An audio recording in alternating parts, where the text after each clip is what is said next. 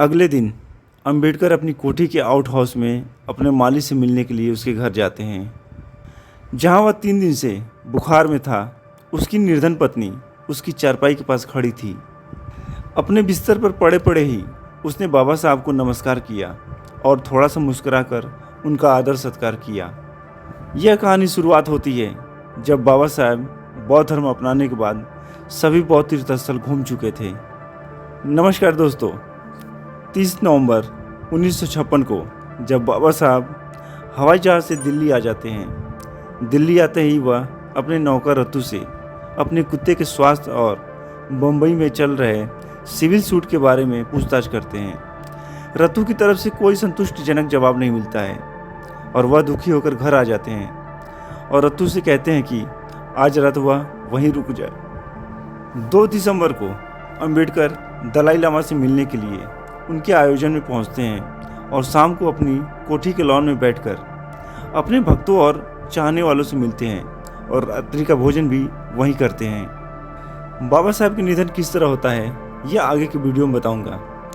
अगले दिन अपने माली से मिले और माली फूट फूट कर रोया और कुछ क्षण बाद बोला, भगवान स्वयं मेरे घर दर्शन देने आए हैं। और बोला, बाबा साहब मेरे जीवन का कोई भरोसा नहीं है और मेरे बाद मेरी पत्नी का क्या होगा पता नहीं।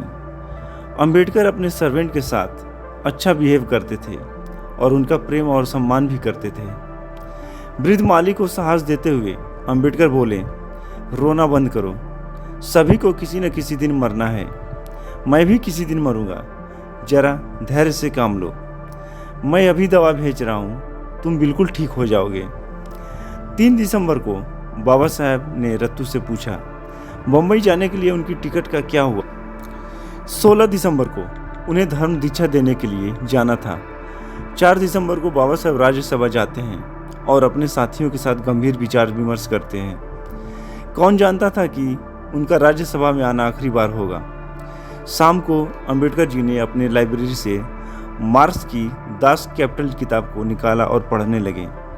The Buddha and Karl Marx को पूरा करने के बाद रत्तू को टाइप करने के लिए दे देते हैं। रत्तू ने लगभग रात 1:30 बजे तक टाइप किया और वहीं सो गया। 5 दिसंबर की सुबह रत्तू जल्दी उठ जाता है और बाबा साहब सोए हुए थे।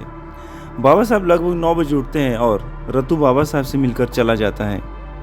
बाबा साहब के आखिरी दिनों में रत्तू ही एक ऐसा भक्त था जो बाबा साहब की चिंता करता था। रत्तू लगभग शाम 6 बजे आता है और बाबा साहब द्वारा दिए हुए पेज को टाइप करता है। उस दिन बाबा साहब अपनी पत्नी की सविता से कुछ ज़्यादा नाराज़ थे। रात के 8 बजे तक बाबा साहब बिल्कुल शांत हो गए। रत्तू बाबा साहब के पैर दबाया और सिर में तेल मालिश की। तभी रसोइया आया और बोला, खाना तैयार है। बाबा साहब ने कहा, थोड़ा चावल खाऊंगा और कुछ नहीं। कुछ देर बाद बाबा साहब खाना खाने के लिए रत्तू के सहारे चले जाते हैं और साथ में 2-4 पुस्तकें भी ले जाते हैं। खाना खाने के बाद लगभग 11 बजे के आसपास बाबा साहब बिस्तर पे जाते हैं और रत्तू से पैर दबाने के लिए कहते हैं। रत्तू बाबा साहब के पैर दबाता है और जब बाबा साहब सो जाते हैं तो रत्तू अपनी साइकिल लेकर अपने घर चला जाता है। जैसे ही रत्तू काठी के द्वार पर पहुंचा, तभी पीछे से आवाज़ आई और वह आवाज़ थी सुदामा की। सुदामा भागता हुआ आया और कहा, रत्तू तुम वापस चलो, बाबा साहब ने तुम्हें बुलाया है।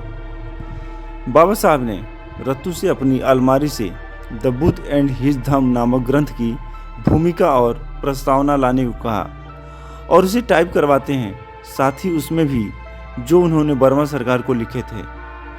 रत्तू इस सारी चीज़ें को बाबा साहब की चारपाई के पास रख देता है और अपने घर चला जाता है। सुदामा उसी मेज पर काफ़ी भरा थर्मस और मिठाइयों की प्लेट रख देता है। अगले दिन 6 दिसंबर की सुबह सविता अंबेडकर रोज़ की तरह जगती हैं और बाबा साहब को सोया पाती हैं। थोड़ी देर बाद बगीचे में टहलने के बाद वह बाबा साहब को जगाने के लिए आती हैं। उन्होंने बाबा साहब को जगाने का प्रयास किया, लेकिन क्या पता था सविता अंबेडकर को कि बाबा साहब अब कभी नहीं जग सकते, क्योंकि बाबा साहब इस दुनिया में नहीं रहे थे, वह जा चुके थे। सविता अंबेडकर अपनी कार रत्तू को लाने के लिए भेजती हैं। रत्तू आ जाता है। रत्तू के आते ही सविता अम्बेडकर गिर पड़ती हैं और चारों तरफ चीख पुकार होने लगती है। बाबा साहब इस दुनिया में नहीं रहे।